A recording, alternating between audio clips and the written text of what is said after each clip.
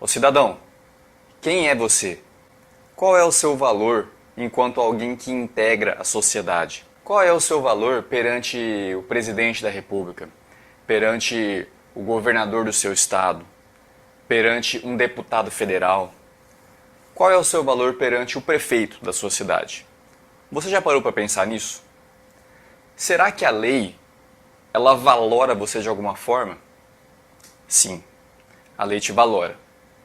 E você acha que a lei te dá um valor alto ou baixo? Hoje eu vou falar do artigo 1º da Constituição Federal, que diz que o poder emana do povo. O poder emana de mim e de você enquanto cidadãos. E o que isso quer dizer? Isso quer dizer que o poder que o pessoal do judiciário, do legislativo e do executivo, esse poder que eles exercem e estão exercendo agora, é o poder chamado derivado. Mas derivado, como assim? É o seguinte, você é a origem, você é a fonte e a causa primeira que permite que hoje esses personagens da administração pública estejam exercendo poder. Isso quer dizer que, originariamente, o poder ele não emana da caneta de um juiz, por exemplo. Ele não emana da caneta de um governador ou da caneta de qualquer uma das autoridades que a gente tem hoje na estrutura jurídica ou política. Isso quer dizer que o poder que eles têm é concedido por meio de um poder maior, que é meu e teu enquanto cidadão. Está conseguindo entender quem você é? Tá bom, mas agora vem a bucha. Por que está tudo ao contrário? Por que nós não somos respeitados, valorizados como autoridade máxima dentro da sociedade? Por que nós não somos tratados como tal? Quando na verdade a gente vê que a gente está muito mais numa situação de estar sendo abusado, explorado, de alguma forma até escravizado, pelos súditos que deveriam nos servir. É interessante você entender que o povo sempre teve, em qualquer época da história, um potencial de poder muito maior do que aqueles que os governam. Só que esse potencial nunca foi estimulado, nunca foi explorado, nunca houve um investimento para que o povo utilizasse desse potencial. E infelizmente quem deveria investir e explorar esse potencial são os governantes. Agora, se isso nunca aconteceu, é porque no mínimo a maioria daqueles que governaram, principalmente o Brasil, nunca tiveram esse interesse. E quando esse tipo de minoria vai contra a vontade geral de um grupo que é muito maior, existe aí uma traição dessas pessoas para com os anseios e a vontade do povo.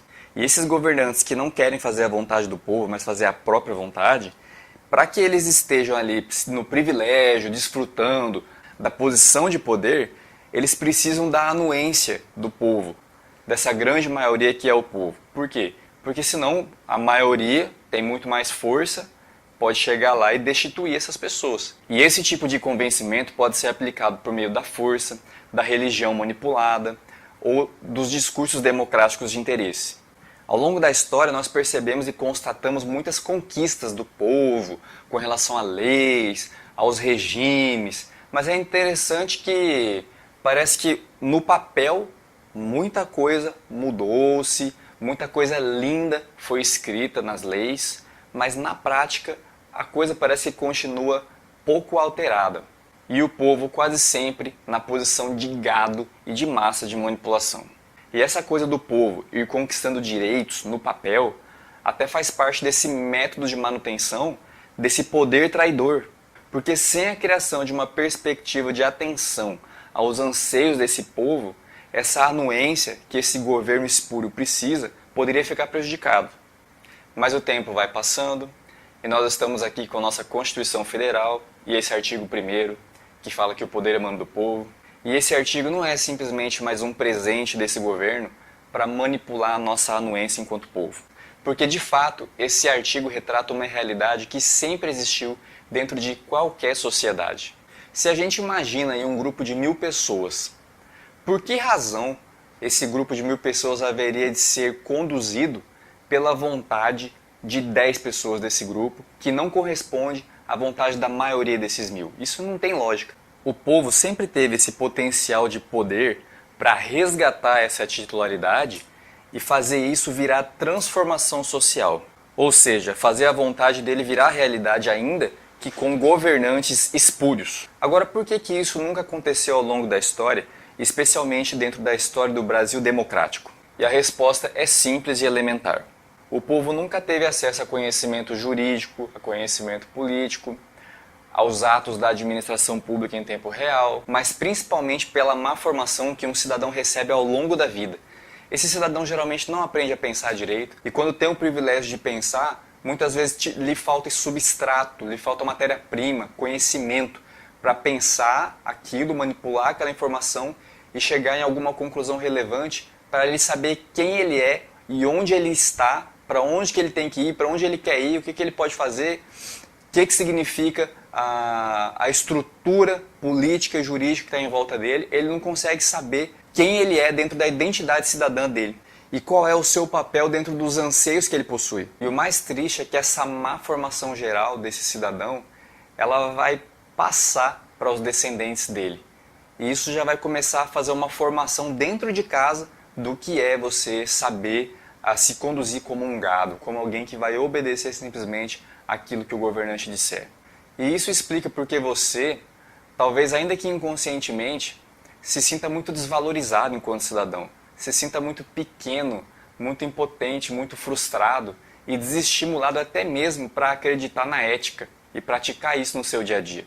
Mas hoje nós estamos vivendo um momento muito especial da história, porque graças à tecnologia nós estamos acessando agora conhecimento jurídico, conhecimento político, ainda que nós estejamos engatinhando nisso, estamos no começo, existem críticas dizendo que mas o povo hoje não está olhando ainda para o conjunto, para o todo, eles estão olhando para o próprio bolso. Que seja assim no início. Isso é uma coisa que vai desenvolver e vai crescer. Estamos tendo acesso também a vários atos políticos em tempo real. Nós estamos muito mais dentro da administração pública hoje do que jamais tivemos em toda a história. E a união do povo, ela está deixando de ser só naquele momento do voto, que inclusive nós nem podemos chamar isso de união, porque o voto é obrigatório. Quer dizer, você muitas vezes não tem a menor ideia do porquê você está indo lá, e você é conduzido por meio do marketing que aparece de maneira também obrigatória na televisão.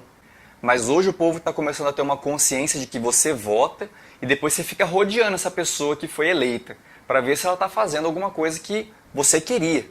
E isso é muito bom.